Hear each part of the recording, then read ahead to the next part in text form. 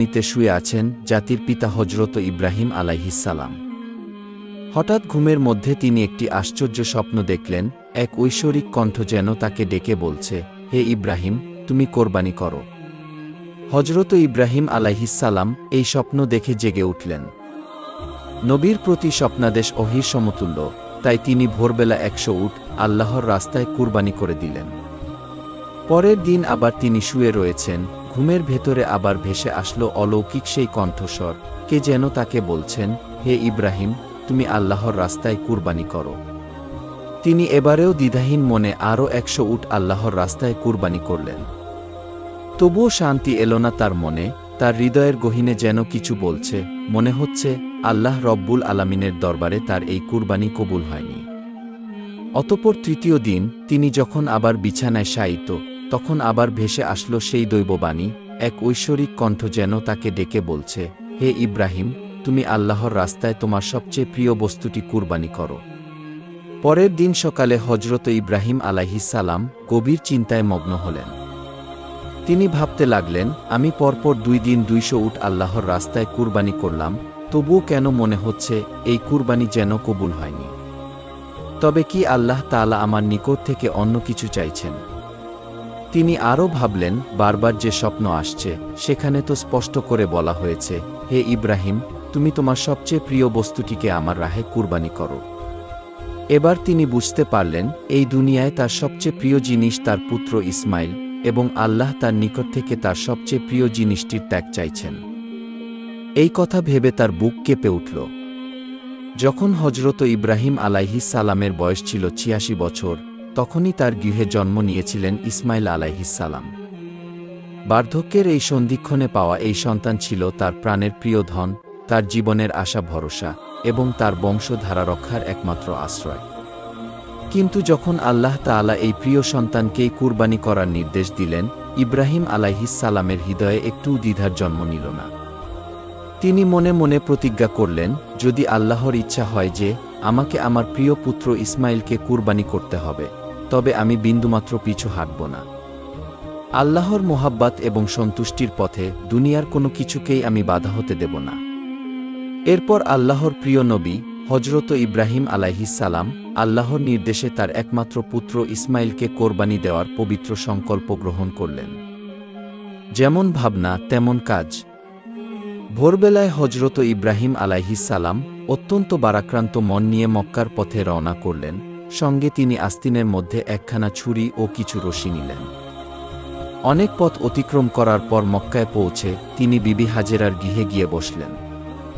সেখানে কিছু সময় বিশ্রাম নিয়ে অতঃপর তিনি তার আদরের সন্তান নিষ্পাপ বালক হজরত ইসমাইল আলাইহিসসালামকে ডেকে বললেন, হে আমার পুত্র, তুমি গোসল করে সুন্দর কাপড় পরে তৈরি হয়ে নাও। আজ আমি তোমাকে নিয়ে এক বিশেষ দাওয়াতে যাব। হজরত ইসমাইল আলাইহিসসালাম ছোট থেকেই পিতার সান্নিধ্য থেকে অনেক দূরে বড় হয়েছেন। তিনি কখনো বুঝে উঠতে পারেননি পিতার কোমল ভালোবাসা এবং পিতার স্নেহের ছায়া।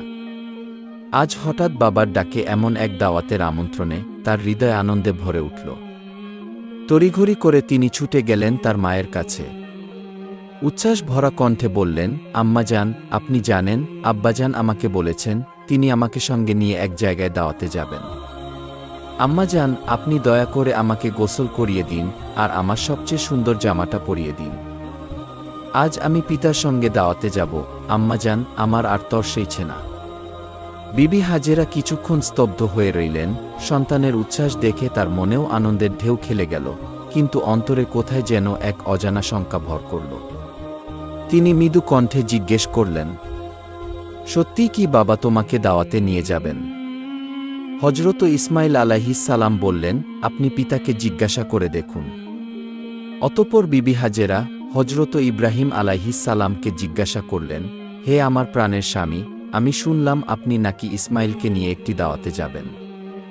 ইব্রাহিম আলাইহিসসালাম বললেন, হাজেরা, তুমি ঠিকই শুনেছ, তুমি ইসমাইলকে গোসল করিয়ে সুন্দর পোশাকে সজ্জিত করে দাও। আমি তাকে নিয়ে একটি স্থানে দাওয়াতে যাব। প্রিয় বন্ধুরা, আপনাদের অনেকের মনে হতে পারে হজরত ইব্রাহিম আলাইহিসসালাম আল্লাহর নবী হয়েও বিবি হাজেরা এবং ইসমাইল আলাইহিসসালামের সাথে একটি মিথ্যা কথা বলেছেন। কিন্তু মূলত জাতির পিতা ইব্রাহিম আলাইহিসসালাম তাদের সাথে মিথ্যা কথা বলেননি। গভীরভাবে যদি চিন্তা করা হয় তাহলে ইব্রাহিম আলাইহিসসালামের এই কথাটি সঠিক এবং বাস্তবসম্মত ছিল। কেননা তিনি হজরত ইসমাইল আলাইহিসসালামকে নিয়ে আল্লাহর একটি দাওয়াতে যাচ্ছিলেন। এরপর বিবি হাজেরা পুত্র ইসমাইলকে উত্তম রূপে গোসল করিয়ে এবং সুগন্ধি লাগিয়ে সুন্দর পোশাকে সুসজ্জিত করে দিলেন। অতঃপর ইসমাইলকে স্বামীর হাতে তুলে দেওয়ার পূর্বে বিবি হাজেরা বললেন, হে আমার প্রাণের স্বামী, ইসমাইলকে আমি ছোট থেকে আজ পর্যন্ত লালন পালন করেছি, কিন্তু এই সময়ের মধ্যে এক মুহূর্তের জন্য তাকে আমার দৃষ্টির আড়াল হতে দিইনি।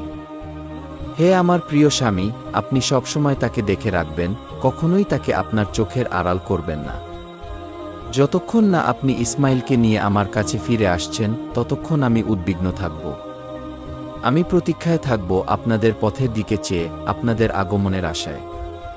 হজরত ইব্রাহিম আলাইহিসসালাম বিবি হাজেরার এই কথাগুলো শুনলেন, কিন্তু কোনো উত্তর দিলেন না। তার হৃদয়ে এক অস্থির তুফান বয়ে যাচ্ছিল, তার মুখে কোনো কথা ফুটে উঠছিল না। চোখের কোণায় জমে থাকা অশ্রু যেন বেরিয়ে আসতে চাইছিল, কিন্তু তিনি তার সেই অশ্রুগুলোকে আল্লাহ রব্বুল আলামিনের মহব্বতের দরিয়ায় চেপে রেখেছিলেন। এরপর হজরত ইব্রাহিম আলাইহিসসালাম তার ছোট্ট পুত্র ইসমাইলকে সঙ্গে নিয়ে মিনার পাহাড়ের দিকে রওনা হলেন। অভিশপ্ত ইবলিশ যখন দেখতে পেল মানব জাতির পিতা হজরত ইব্রাহিম আলাইহিসসালাম আল্লাহ রব্বুল আলামিনের নির্দেশ পালনের জন্য তার একমাত্র পুত্রকে কুরবানি করার দৃঢ় সিদ্ধান্ত নিয়েছেন, তখন এটা তার সহ্য হল না। সে বলতে লাগল, হায় আফসোস, আমি ইবলিস, আমি মানুষের শত্রু, আল্লাহর অবাধ্যতার কারণে জান্নাত থেকে বিতাড়িত হয়েছি এবং আজীবনের জন্য জাহান্নামী হয়ে গেছি।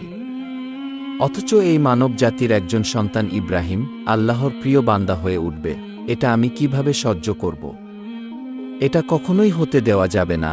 ইব্রাহিমকে যেভাবেই হোক তার সিদ্ধান্ত থেকে ফেরাতে হবে।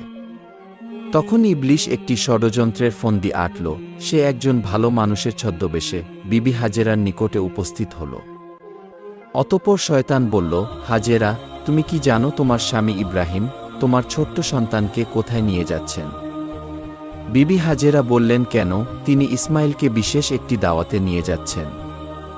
ইবলিস তখন মনে মনে বলল, আমি এতদিন যা শুনে এসেছি তাই সত্য। নারীজাতি অত্যন্ত ভোলাভালা এবং আবেগপ্রবণ, তাদেরকে যে কোনো মিথ্যা বা ধোঁকাবাজি দিয়ে সহজেই প্ররোচিত করা যায়। এবার দেখি হাজেরাকে কিভাবে ভুল পথে টেনে নেওয়া যায়। তখন শয়তান বলল, হে হাজেরা, তোমার স্বামী তোমাকে ধোঁকা দিচ্ছেন। বিবি হাজেরা শয়তানের মুখে এই কথা শুনে বললেন, তুমি এ কেমন কথা বলছো? আমার স্বামী আল্লাহর একজন নবী, তিনি কিভাবে আমাকে ধোঁকা দিতে পারেন? আমি তোমার কথা বিশ্বাস করি না। আর সত্যি করে বলো তো তুমি কে এবং কি উদ্দেশ্যে আমার স্বামীর বিরুদ্ধে তুমি আমাকে প্ররোচিত করছো? ইবলিশ বলল, হাজেরা, এখন তো তুমি অত্যন্ত তেজের সাথে কথা বলছো, কিন্তু কালকে যখন দেখতে পাবে সত্যি ইব্রাহিম তার সন্তান ইসমাইলকে জবেহ করে দিয়েছে, তখন দেখা যাবে তোমার এত তেজ কোথায় থাকে। বিবি হাজেরা এবার বিরক্ত হয়ে বললেন, আচ্ছা তুমি কি বলতে চাচ্ছ একটু খুলে বলো। শয়তান বলল, আমি সেই কথা বলার জন্যই তোমার কাছে এসেছি। বিবি হাজেরা বললেন, তুমি কি আমাকে বুঝিয়ে বলতে পারো এর কি কোনো যুক্তি হয়? একজন পিতা কেন তার একমাত্র সন্তানকে জবাই করবে? শয়তান বলল, ও হাজেরা, ইব্রাহিম খামোখা ইসমাইলকে জবাই করবে না। আল্লাহ রব্বুল আলামিন তাকে নির্দেশ দিয়েছেন তিনি যেন ইসমাইলকে তার রাস্তায় কুরবানি করেন। আর সেই কারণেই ইব্রাহিম তোমার পুত্র ইসমাইলকে জবেহ করতে মিনার পাহাড়ে নিয়ে যাচ্ছে। এখনো সময় আছে, তুমি তাড়াতাড়ি গিয়ে ইসমাইলকে তার হাত থেকে রক্ষা করো, অন্যথায় দেখবে তোমার স্বামী ইব্রাহিম তোমার পুত্র ইসমাইলকে আল্লাহর আদেশ পালন করতে গিয়ে জবেহ করে দিয়েছে। বিবি হাজেরা এবার শয়তানের কথা শুনে বললেন, আল্লাহ রব্বুল আলামিন দুনিয়ার এতগুলি মানুষের মধ্যে থেকে যদি আমার পুত্র ইসমাইলকে তার রাস্তায় জবেহ করার জন্য কবুল করে থাকেন, তাহলে এর চাইতে বড় সৌভাগ্যের বিষয় আমার জন্য আর কিছুই হতে পারে না। শুধু একজন ইসমাইল নয়, আল্লাহ রব্বুল আলামিন যদি আমাকে হাজার হাজার সন্তান দিতেন, আর সেই হাজার সন্তানকে যদি আল্লাহ রব্বুল আলামিন তার রাস্তায় কুরবানি করার জন্য আদেশ দিতেন, আমি খুশি মনে তাদের সকলকেই আল্লাহর রাস্তায় উৎসর্গ করে দিতাম। আমি বুঝতে পেরেছি তুমি মরদুদ, তুমি ইবলিশ, তুমি আমাকে ধোঁকা দিতে এবং প্ররোচিত করতে এখানে এসেছ। আমি তোমার কাছ থেকে আল্লাহর আশ্রয় প্রার্থনা করছি। তুমি এখনই আমার সামনে থেকে দূর হয়ে যাও। বিবি হাজেরার এই তেজদীপ্ত বক্তব্য শুনে অভিশপ্ত ইবলিশ তার কাছে টিকতে পারল না। অতঃপর শয়তান সেখান থেকে পাগলা কুকুরের মতো লেজ গুটিয়ে পালিয়ে গেল। ইবলিশ যখন দেখল বিবি হাজেরাকে ধোঁকা দিয়ে কোনো রকমেই কাজ করা যাচ্ছে না, তখন সে চিন্তা করতে লাগল, যাই বালক ইসমাইলকে গিয়ে এবার ধরি। হজরত ইসমাইল আলাইহিসসালাম তার পিতা ইব্রাহিম আলাইহিসসালামের পিছনে পিছনে চলছিলেন। ইবলিশ তখন ইসমাইল আলাইহিসসালামকে হাতের ইশারা করে ডেকে হজরত ইব্রাহিম আলাইহিসসালামের থেকে আরও দূরত্বে নিয়ে গেল। এরপর শয়তান ইসমাইলকে বলল, ইসমাইল তুমি কি জানো তোমার পিতা তোমাকে কোথায় নিয়ে যাচ্ছে? ইসমাইল আলাইহিসসালাম বললেন, কেন পিতা আমাকে দাওয়াত খেতে নিয়ে যাচ্ছে? ইবলিশ বলল, ওহে বালক, তুমি তো অত্যন্ত কচি ও ছোট, তোমার মন সাদাসিদে ও ভোলা ভালা, তাই তোমার পিতা তোমাকে দাওয়াতে নিয়ে যাবার কথা বলে ধোঁকা দিয়েছে। হজরত ইসমাইল আলাইহিসসালাম বললেন, তুমি এ কেমন কথা বলছো? কেন আমার পিতা আমাকে ধোঁকা দেবেন? আমি তার একমাত্র সন্তান। এতদিন পরে তিনি আমার সাথে দেখা করতে এসেছেন, ধোঁকা দেওয়ার উদ্দেশ্য কি হতে পারে? ইবলিশ বলল, হে ইসমাইল তুমি জেনে রাখো, তোমার পিতা তোমাকে দাওয়াত খাওয়ার কথা বলে ধোঁকা দিয়ে তোমাকে জবেহ করার জন্য নিয়ে যাচ্ছে। মিনার পাহাড়ে গিয়ে তিনি তোমাকে জবেহ করে দেবেন। ইসমাইল আলাইহিসসালাম বললেন, এটা কোনো যুক্তি হতে পারে না, কোনো পিতা তার একমাত্র সন্তানকে বিনা কারণে জবাই করে দেবেন। ইবলিশ তখন বলল, হে ইসমাইল তোমার পিতা বিনা কারণে তোমাকে জবাই করবে না, আল্লাহ রব্বুল আলামিন তাকে নির্দেশ দিয়েছেন তিনি যেন তোমাকে তার রাস্তায় কোরবানি করেন। আর আল্লাহর নির্দেশ পালন করার জন্যই তোমার পিতা তোমাকে মিনার পাহাড়ে জবাই করার জন্য নিয়ে যাচ্ছেন। তখন ইসমাইল আলাইহিসসালাম বললেন, আল্লাহ রব্বুল আলামিন যদি এই দুনিয়ার অগণিত মানুষের মধ্য থেকে আমাকে তার রাস্তায় কুরবানি হওয়ার জন্য কবুল করে থাকেন, তবে এর চেয়ে বড় সৌভাগ্য আমার জন্য আর কিছুই হতে পারে না। আমি বুঝে গেছি তুমি সেই অভিশপ্ত ইবলিশ। হে ইবলিশ তুমি জেনে রাখো, আল্লাহ রব্বুল আলামিন যদি আমাকে লক্ষ কোটি জীবন দিতেন আর সেই প্রতিটি জীবনকে যদি তার রাস্তায় কুরবানি করার জন্য কবুল করতেন, তবে আমি প্রতিবারই সেই কুরবানির জন্য প্রস্তুত থাকতাম। তুমি এখনই আমার দৃষ্টির সামনে থেকে দূর হয়ে যাও, আমি তোমার অনিষ্ট থেকে আল্লাহর কাছে আশ্রয় প্রার্থনা করছি। এরপর হজরত ইসমাইল আলাইহিসসালাম ইবলিশ শয়তানকে লক্ষ্য করে পাথর নিক্ষেপ করতে লাগলেন। সেই ঘটনাকে স্মরণ করে আজও হজযাত্রীরা হজের সময় শয়তানকে পাথর নিক্ষেপ করেন। এরপর হজরত ইব্রাহিম আলাইহিসসালাম পুত্র ইসমাইল আলাইহিসসালামকে নিয়ে মিনা প্রান্তরে পৌঁছালেন। তাফসিরে রুহুল মানিতে বর্ণিত হয়েছে, ইসমাইল আলাইহিসসালামকে কোরবানি করার আগে হজরত ইব্রাহিম আলাইহিসসালাম তার সাথে পরামর্শ করতে চাইলেন। পবিত্র কুরআনে সূরা সফফাতে বলা হয়েছে, অতঃপর সে বলল, হে আমার পুত্র, আমি স্বপ্নে দেখেছি যে আমি তোমাকে জবেহ করছি, এখন তুমি বলো তোমার অভিমত কি? তখন হজরত ইসমাইল আলাইহিসসালাম বললেন, হে আমার পিতা, আপনি যা আদিষ্ট হয়েছেন তাই করুন। ইনশা আল্লাহ আপনি আমাকে ধৈর্যশীলদের অন্তর্ভুক্ত পাবেন। হজরত ইসমাইল আলাইহিসসালামের এরূপ জবাব শুনে ইব্রাহিম আলাইহিসসালাম অত্যন্ত খুশি হলেন। অতঃপর হজরত ইসমাইল আলাইহিসসালাম তার পিতাকে লক্ষ্য করে বললেন, আব্বাজান আপনি তো আমাকে জবেহ করে দিবেন, তার পূর্বে আমার কয়েকটি অনুরোধ রয়েছে, আপনি কি দয়া করে আমার সেই অনুরোধ রক্ষা করবেন? হজরত ইব্রাহিম আলাইহিসসালাম বললেন, বাবা তুমি তোমার আরজিগুলো পেশ করতে পারো, আমি সেগুলিকে যথাসাধ্য রক্ষা করার চেষ্টা করব। তখন হজরত ইসমাইল আলাইহিসসালাম বললেন, আব্বাজান আমাকে জবেহ করার পূর্বে আমার হাত পা শক্ত করে বেঁধে নেবেন।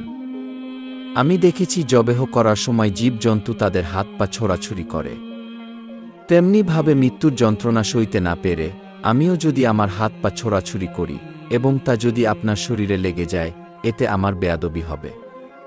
আমি চাই না মৃত্যুর পূর্বে আমার পিতার সাথে বেয়াদবি করে মরতে। অতএব হে আব্বাজান আপনি আমার এই অনুরোধ রক্ষা করবেন। দ্বিতীয়ত আমাকে জবেহ করার সময় আপনি আপনার চক্ষু দুটি ভালোভাবে কাপড় দিয়ে বেঁধে নিবেন।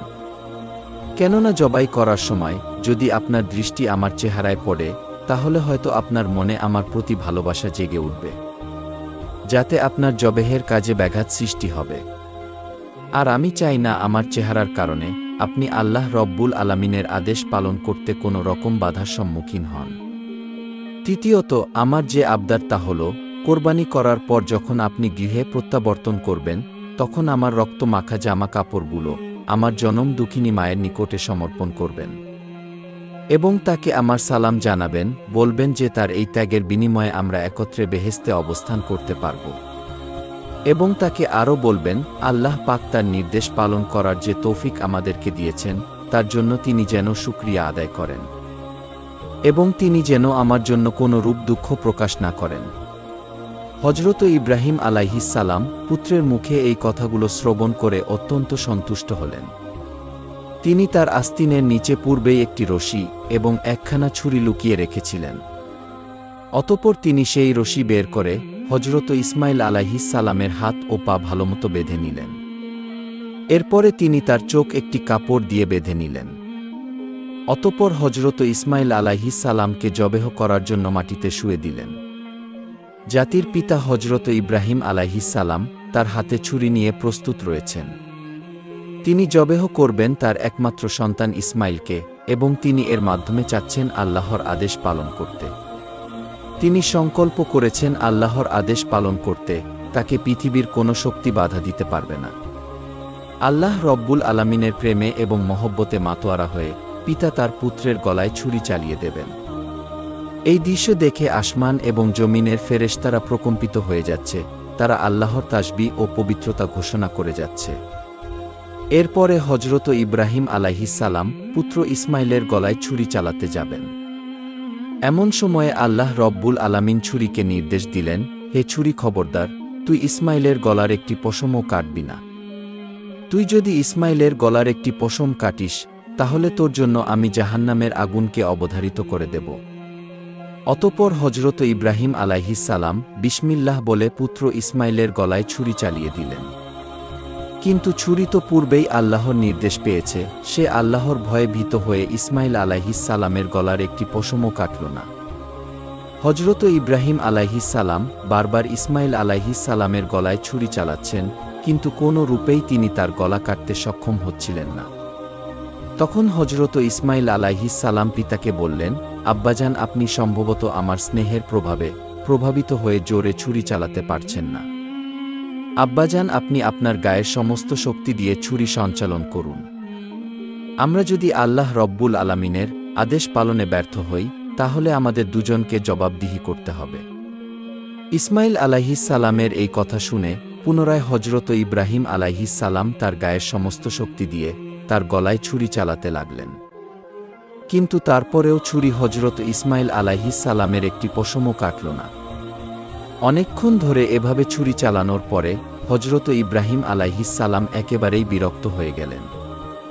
অতঃপর তিনি সজোরে ছুরিটি একদিকে নিক্ষেপ করলেন, আর সেই ছুরি গিয়ে লাগল একটি পাথরের গায়ে, সঙ্গে সঙ্গে সেই পাথরটি দ্বিখণ্ডিত হয়ে গেল। ইব্রাহিম আলাইহিস সালাম চোখ খুলে দেখলেন ছুরির আঘাতে পাথর দ্বিখণ্ডিত হয়ে গেছে। অতঃপর তিনি আবার ছুরিটিকে হাতে নিলেন। এরপর আল্লাহর নামে পুনরায় তিনি হযরত ইসমাইল আলাইহিস সালামের গলায় ছুরি চালাতে যাবেন। এমন সময় আল্লাহ রব্বুল আলামিন হযরত জিব্রাইল আলাইহিস সালামকে হুকুম দিলেন, হে জিব্রাইল, তুমি বেহেশত থেকে একটি দুম্বা নিয়ে যাও, আর ইসমাইলকে সরিয়ে তার জায়গায় বেহেশতি দুম্বাটি রেখে দাও। হযরত জিব্রাইল আলাইহিস সালাম চোখের পলকে বেহেশত থেকে একটি দুম্বা নিয়ে চলে আসলেন। প্রিয়তপর হযরত জিব্রাইল আলাইহিস সালাম ইসমাইল আলাইহিস সালামকে সরিয়ে ইব্রাহিম আলাইহিস সালামের ছুরির নিচে সেই বেহেশতি দুম্বাটি রেখে দিলেন। আর এদিকে হযরত ইব্রাহিম আলাইহিস সালাম ছুরি চালিয়ে দিলেন, সাথে সাথে বেহেশতি দুম্বাটি কোরবানি হয়ে গেল। কিন্তু হযরত ইব্রাহিম আলাইহিস সালাম মনে করলেন তার পুত্র ইসমাইলকে তিনি কোরবানি করে দিয়েছেন। কোরবানি সম্পন্ন হওয়ার সাথে সাথে হযরত ইব্রাহিম আলাইহিস সালাম বললেন, আলহামদুলিল্লাহ। অতঃপর তিনি তার চোখ খুলে দেখলেন ইসমাইল আলাইহিস সালাম তার পাশে দাঁড়িয়ে আছে এবং কোরবানি হয়ে গেছে একটি বেহেশতি দুম্বা। এই দৃশ্য দেখে হযরত ইব্রাহিম আলাইহিস সালাম আল্লাহর ফেরেশতা জিব্রাইল আলাইহিস সালামকে জিজ্ঞাসা করলেন, হে ভাই জিব্রাইল, আল্লাহ রব্বুল আলামিন তবে আমার কোরবানি কবুল করেননি কেন? আমি আমার পুত্র ইসমাইলকে কুরবানি করতে সক্ষম হলাম না কেন? হজরত জিবরাইল আলাইহিস সালাম বললেন, হে ইব্রাহিম, আল্লাহ তাআলা আপনার প্রতি সন্তুষ্ট হয়েছেন। আপনি তার নির্দেশ পালন করতে গিয়ে স্বীয় পুত্রকে কোরবানি করতে উদ্যত হয়েছিলেন। এবং আপনার পুত্র যেভাবে আল্লাহর নির্দেশ মান্য করে স্বীয় প্রাণ তার রাহে উৎসর্গ করতে প্রস্তুত হয়েছিলেন, তাতে আল্লাহ পাক আপনাদের পিতা ও পুত্র দুজনের উপর অত্যন্ত সন্তুষ্ট। তিনি আপনাদের দুজনকেই পরীক্ষা করেছিলেন এবং আপনারা সেই পরীক্ষায় উত্তীর্ণ হয়েছেন। আল্লাহ রব্বুল আলামিন আপনার উপর সন্তুষ্ট হয়ে বেহেশত থেকে একটি দুম্বা প্রেরণ করেছেন, আর সেই দুম্বাটিকে আপনি কুরবানি করেছেন। হজরত জিবরাইল আলাইহিস সালামের মুখ থেকে এই কথা শ্রবণ করার পর হজরত ইব্রাহিম আলাইহিস সালাম পুনরায় আল্লাহ রব্বুল আলামিনের শুকরিয়া আদায় করলেন। আল্লাহ রব্বুল আলামিন হজরত ইসমাইল আলাইহিস সালামকে কোরবানি দেওয়ার সর্বশেষ পরিস্থিতির উপর আলোকপাত করে পবিত্র কুরআনে সূরা সাফফাতে উল্লেখ করেছেন। অতঃপর তারা যখন দুজনে আল্লাহর আনুগত্য প্রকাশ করল এবং ইব্রাহিম তার পুত্রকে জবেহ করার জন্য কাঁধ করে শায়িত করল, তখনই আমি তাকে আহ্বান করে বললাম, হে ইব্রাহিম, তুমি তোমার স্বপ্নের আদেশ সত্যি পালন করলে। আর এভাবেই আমি সৎকর্মপরায়ণদেরকে পুরস্কৃত করে থাকি। নিশ্চয়ই এটা ছিল একটি স্পষ্ট পরীক্ষা, এবং আমি তার পরিবর্তে এক পৃষ্ঠপুষ্ট জন্তু জবেহ করেছিলাম, এবং আমি তা পরবর্তীদের জন্য নিদর্শন করে রেখেছি। প্রিয় দর্শক, এটাই ছিল হজরত ইব্রাহিম আলাইহিস সালাম কর্তৃক তার পুত্র হজরত ইসমাইল আলাইহিস সালামকে কুরবানি দেওয়ার কাহিনী। আল্লাহ রব্বুল আলামিন জাতির পিতা হজরত ইব্রাহিম আলাইহিস সালামের এই ত্যাগ তিতিক্ষা ও আল্লাহ প্রেম থেকে আমাদেরকেও শিক্ষা লাভ করার তৌফিক দান করুন।